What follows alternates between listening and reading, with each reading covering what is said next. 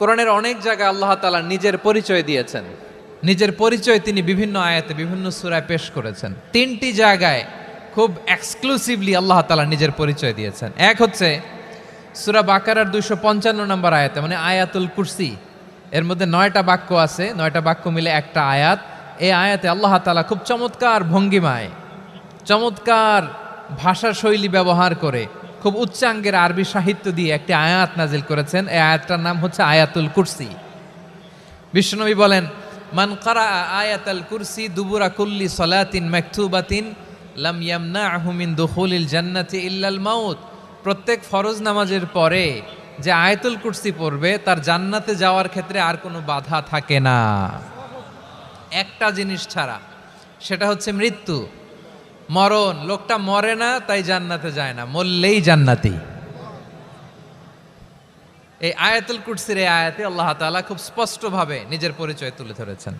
আবার সূরাতুল ইখলাসের ভেতরে আল্লাহ তাআলা খুব চমৎকার ভঙ্গিমায় তিনি নিজের পরিচয় তুলে ধরেছেন।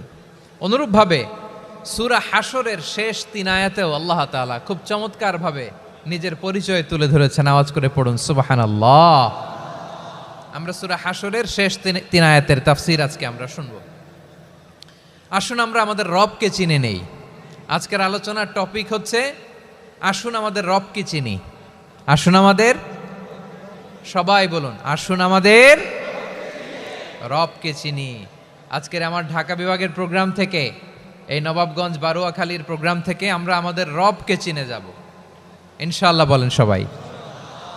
সূরা হাশরের শেষ 3 আয়াতের একটা বিশেষ ফজিলত আছে, এটা আপনারা পড়বেন। কি ফজিলত? বিষ্ণু ঈসা ইসলাম বলেন, মান ক্বালা হিনা ইউসবিহু সালাসা মাররাতিন আউযু বিল্লাহিস সামিউল আলিম মিনাশ শাইতানির রাজীম সুম্মা ক্বারাআ সালাসা আয়াতিন মিন আখিরি সূরাতিল হাশরি ওয়াক্কালাল্লাহু বিহি ৭০,০০০ মালাকিন ইউসাল্লুনা আলাইহি ওয়া ইন মাতা ফি যালিকাল ইয়াউমি মাতা শাহীদান।